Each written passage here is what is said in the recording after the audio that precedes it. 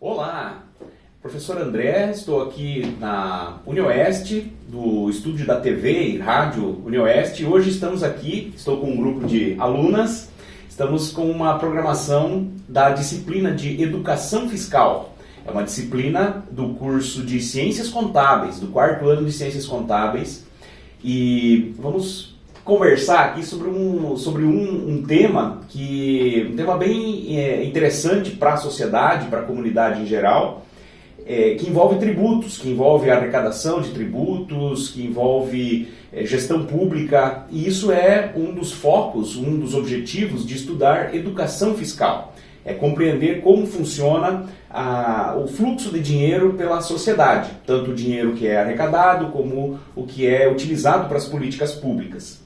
E também, para permitir que essa atividade aconteça, os dados foram levantados por meio do ConectaGov, que é o laboratório de governança, contabilidade e gestão pública. Então, por meio dessa atividade, a turma foi dividida em grupos e cada grupo pôde escolher um tema para abordar nessa pesquisa, num trabalho, um levantamento de dados, para abordar e estar aqui hoje, nesse momento, trocando ideias como resultado dessa atividade. Então, nós já estudamos o tema, e esse tema especial, né, que é justamente o imposto de renda, o fruto das doações do imposto de renda que as pessoas físicas, as pessoas jurídicas, podem fazer para o município, para o fundo da criança e do adolescente e também para o fundo do idoso. Então são recursos que provêm da sociedade e que chegam até o município. Nesse caso aqui, do município de Marechal Cândido Rondon. Então esse é o nosso tema. Então estou aqui hoje com a Alessandra, bem Alessandra?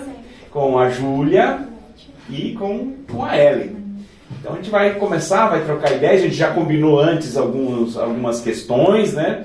E agora vamos trocar ideias, vamos trazer alguns números e aprofundar um pouco mais esse tema para que seja possível compreender do que se trata e qual o reflexo disso no dia a dia da sociedade. Então começo com a Alessandra. Alessandra, como é que funciona? Se uma pessoa que todo ano faz uma declaração de imposto de renda e ela quer fazer uma doação para um desses fundos, como que funciona o procedimento? Quem pode fazer e realizar essas doações? Então, uma pessoa que realiza a declaração de imposto de renda anualmente, ela pode optar por fazer a doação para 2 fundos que são os permitidos pela legislação, que é o fundo da criança e do adolescente e o fundo da pessoa idosa. Para realizar a doação, ela pode acessar o sistema da Receita e acessar uma aba que tem lá que é doações diretamente na declaração. Daí ela pode escolher o valor que ela vai doar para o fundo e o fundo que ela vai querer realizar essa destinação, né? Podem realizar a doação pessoas que tenham imposto de renda devido, né? E as pessoas que optam pelo modelo da declaração completa, que tem a simplificada e a completa. Isso, são dois modelos, né? Uma simplificada e a completa, então só pela completa. E o valor, pode ser qualquer valor, se eu quero doar R$1 milhão, não, né? Se eu quero doar lá R$100, 50, valores pequenos ou valores, sei lá, eu quero doar R$1.000, quais são as regras, os limites, né, o percentual para destinar então uma parte do imposto de renda para esses 2 fundos que você mencionou? Então, para a pessoa física, a pessoa que opta, né, pela declaração completa, que é pelas deduções legais, ela pode doar 3% do imposto devido 3%? Para o fundo da criança e do adolescente e 3% do imposto devido para o fundo da pessoa idosa. Então, totalizando 6%, caso a pessoa já tenha realizado, né, a doação no ano anterior, esse 6% pode ser deduzido do imposto que ela tem a pagar, né? Uhum. E em casos específicos, né, ela pode deduzir até 7%, se for algum incentivo, tiver algum incentivo ao esporte também. Ah, quando é para o esporte, né? Isso. Interessante. Mas para saber, então, para a pessoa que faz a declaração, né, anualmente, e quer saber, então, isso em percentuais, tá? Você explicou, mas em valor. O sistema calcula automaticamente isso para saber, no momento da declaração? É possível saber, então, quanto eu posso doar e que aí eu possa aproveitar esse valor, tipo, descontar do meu valor devido do imposto? O sistema calcula isso automaticamente? Sim, o sistema calcula automaticamente com base nas informações que o contribuinte vai preenchendo conforme vai fazendo a declaração e com base também no imposto que ele tem a pagar. Uhum. Daí ele faz a soma, conforme a legislação, ele já apresenta lá no sistema. Uhum. Então seria assim, se eu tenho um imposto a pagar, vamos supor que eu tenha R$300 para pagar. E aí eu resolvo, então, fazer uma doação do valor correspondente. Então, seria assim, eu desconto esse valor, que ao invés de eu pagar para a Receita, eu vou pagar para o fundo, e aí eu desconto esse valor lá do que eu estou devendo para a Receita Federal. É isso, né? Isso. Mas aí tem também muitas pessoas que têm o imposto já descontado da sua folha de pagamento mensalmente, chega na época de fazer a declaração, aí ela tem o chamado imposto a restituir, ou seja, pode receber de volta o imposto. Essas pessoas também conseguem fazer doações? Sim, também consegue mesmo tendo esse valor para receber, né? Dentro do sistema da Receita, ela pode gerar o boleto para ela realizar o pagamento, ela paga e depois, quando ela vai receber a restituição, ela já recebe de volta a restituição e o valor da doação que ela realizou. Então recebe a mais o valor. Então já teria para receber, fez uma doação dentro do limite permitido, aí recebe a mais. Então teria que antecipar o dinheiro um pouco lá para pagar antes e aí esperar o período da restituição para voltar, né? Para ter de volta esse valor. Então, que bacana, é possível então repassar recursos para esses fundos e também os incentivos ao esporte, outros projetos, né, mas os principais que foram escolhidos hoje aqui para a gente conversar é justamente o fundo da criança e do adolescente e o fundo do idoso. Então tem essa limitação que a gente comentou, essa sistemática, então é possível qualquer cidadão, seja empresário, produtor rural, assalariado, servidor público, qualquer pessoa que faça a declaração de imposto de renda no modo completo, né, não no simplificado, ele pode ter essa dedução do imposto. Então, ou seja, resumindo, é um caminho mais curto que o dinheiro faz para chegar nesses fundos, ao invés de ir lá para o governo federal e o governo, quem sabe, destinar algum valor para criança e adolescente ou idoso. Esse dinheiro já vai direto para a prefeitura que pode usar esse recurso. Então, quem opta por fazer essa doação acaba fazendo uma boa ação, né?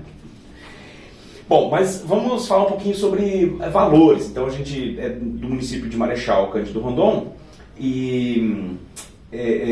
Júlia, você fez um levantamento aí de quanto foi o valor, quanto que foi arrecadado de doações aí nos últimos anos. A gente obteve aqui algumas informações, até tem um gráfico aqui, a gente pode mostrar esse gráfico na tela, né? Mas fala para nós aí, quanto que o município de Marechal arrecadou aí com essas doações para esses dois fundos? Considerando, então, os últimos anos, o município de Marechal arrecadou mais de 2 milhões com destinações, essas destinações, para o fundo da criança e do adolescente e da pessoa idosa. E esses valores eles foram distribuídos da seguinte forma. Para o fundo da pessoa idosa, aproximadamente em cada ano, em 2023 foram 454 mil, em 2024 502 mil e em 2025 344 mil.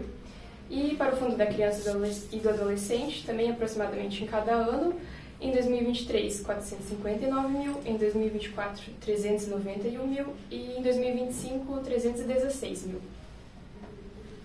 A gente percebeu aqui que são, mostrando no gráfico aqui, que são duas linhas, né? A gente está falando dessa linha azul mais clara, que é o valor e que de fato foi arrecadado, o tanto de dinheiro que entrou para esses fundos. Então aqui o fundo da criança, então esses valores que estão aparecendo aqui embaixo.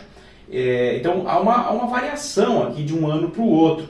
tanto no fundo do idoso, aqui também, ó, começou em 2020, 2021 e aqui nos valores que foram mencionados, então tem uma variação. O que seriam os principais motivos que esse valor muda de um ano para o outro? Ela pode variar por vários motivos, vários fatores. E um deles é a quantidade de pessoas que declaram o imposto de renda, o valor que a pessoa tem de renda, né, que declaram os contribuintes, e a participação da população também nas declarações.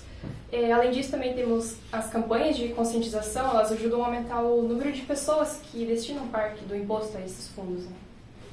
Isso, então são campanhas, né, que muitas vezes contadores, né, os contadores que fazem as declarações, muitas vezes se engajam nessas campanhas para poder estimular a população a informar, né, e estimular as pessoas a fazerem essas doações para esses fundos. Então pode ser que anos tenha mais incentivo para doações, ou pode até ser mesmo anos em que tenha mais renda, né, as pessoas tenham mais valor de imposto a pagar e aí pode doar mais.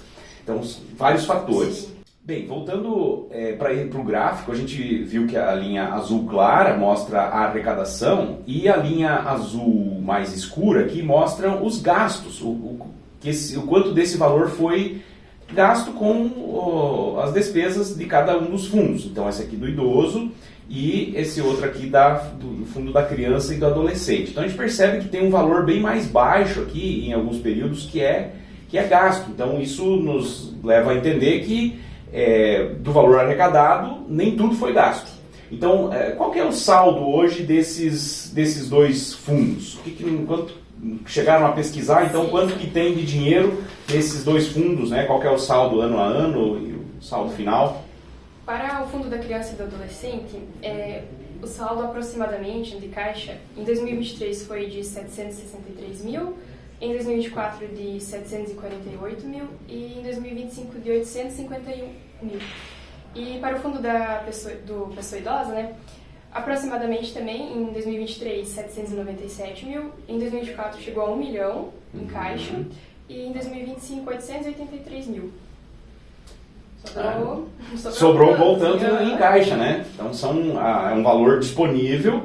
A gente vê que houve uma oscilação nesse saldo, mas é um bom dinheiro que está à disposição, então, para o município, para os dois fundos poderem fazer a gestão desse recurso, né? Talvez tenha, a gente não sabe dos detalhes aqui, do levantamento a gente não pôde identificar exatamente o motivo, por que desse saldo ser tão alto, mas, enfim, tem recursos disponíveis, tá? Bom, a gente observou também o que está sendo feito com esse recurso. Então, do que foi gasto com o quê? Quais foram os principais gastos, né, desse dinheiro arrecadado? Vamos começar com o Fundo da Criança? Pode ser. Os recursos, então, do Fundo da Criança e Adolescente, eles são investidos em projetos que garantem mais proteção, educação e oportunidade para as crianças e adolescentes do município. O dinheiro ele apoia entidades do município, além de financiar capacitação de profissionais e atividades educativas e recreativas, ações de prevenção à violência e também a proteção e fortalecem a rede de proteção à infância, né? E já os recursos da pessoa idosa, eles são destinados a ações que promovem mais qualidade de vida e bem-estar para a população idosa. Entre as iniciativas, tem projetos de convivência, atividades culturais e recreativas, ações de promoção à saúde, a capacitação também de cuidadores e apoio às instituições que atendem as pessoas idosas do município. Então, dá para perceber que o dinheiro que é doado, então, pela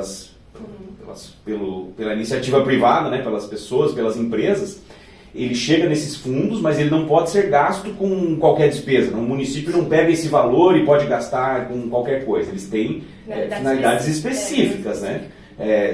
Do fundo da criança tem aquelas finalidades ali de cuidar, né? Tem os objetivos, e o fundo do idoso também. Tem que ser aplicado para aquele público, né? Então, bem interessante. Então, você comentou de entidades, né, que pode executar esses gastos por meio de entidades. Ellen, você chegou a fazer um levantamento de quais entidades do município que recebem esses recursos, então foram mencionados aqui do Fundo da Criança e Adolescente, né? O que a gente pode comentar aí sobre as principais entidades que recebem recurso? das entidades que receberam os recursos do Fundo da Criança e do Adolescente, 2 delas foram a ABEC, que através da cultura e da educação ela promove o desenvolvimento das pessoas que ela atende, e além dela ter uma forte presença na comunidade,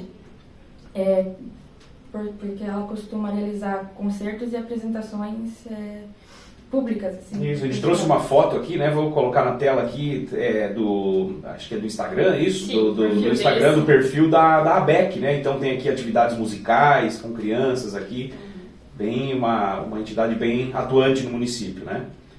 E a outra entidade? E a outra é a Arobás, que é a Associação Regional do Oeste do Paraná. Eles têm um principal projeto, que é desenvolvendo o basquete e formando cidadãos. Basquete, viu? A outra é uma atividade esportiva agora. Isso aí.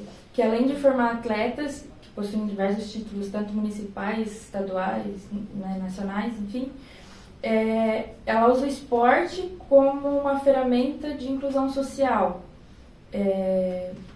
educando e formando valores para as crianças e adolescentes aqui da região do Oeste do Paraná. Já a entidade que recebe o Fundo do Idoso é o Lar Rosas Unidas. Mas antes do Fundo do Idoso, deixa eu mostrar aqui, porque a gente não vai conseguir falar de todas as entidades que recebem recursos, né? Vou colocar na tela aqui uma lista das entidades que receberam recursos do Fundo da Criança e do Adolescente desde 2021. Né? Então, deu para perceber aqui que 22 não teve repasse, mas a APAI, né, que recebeu recursos durante o período, até se somado aqui, é a entidade que mais recebeu, mas nos últimos 2 anos não recebeu mais recursos, né? E aí então tem a lista aqui das entidades, cada uma recebeu aqui recebeu R$100 mil, né, várias entidades, só a última que é a Associação Cultural Desportiva, a CDE, que recebeu 80, né? Então aqui tem um valor aqui somado, deu 1.098.000 aqui, que é referente a esses repasses para as entidades, exclusivamente para as entidades, né? Então, são todos projetos que são contemplados mediante, obviamente, regras, né? As entidades. Então, se você conhece uma entidade que também poderia estar recebendo recursos, que também promove ações sociais voltadas à criança e adolescente, entre em contato com o fundo, com a prefeitura municipal, e veja como é possível fazer o credenciamento dessa entidade para também poder obter recursos, obter esse incentivo para poder trabalhar nas suas atividades sociais, né? Agora sim, a questão do Fundo do Idoso. Quais são as ações aqui, ou qual foi a entidade que mais recebeu recursos do Fundo do Idoso? A entidade que mais recebeu foi o Lar Rosas Unidas.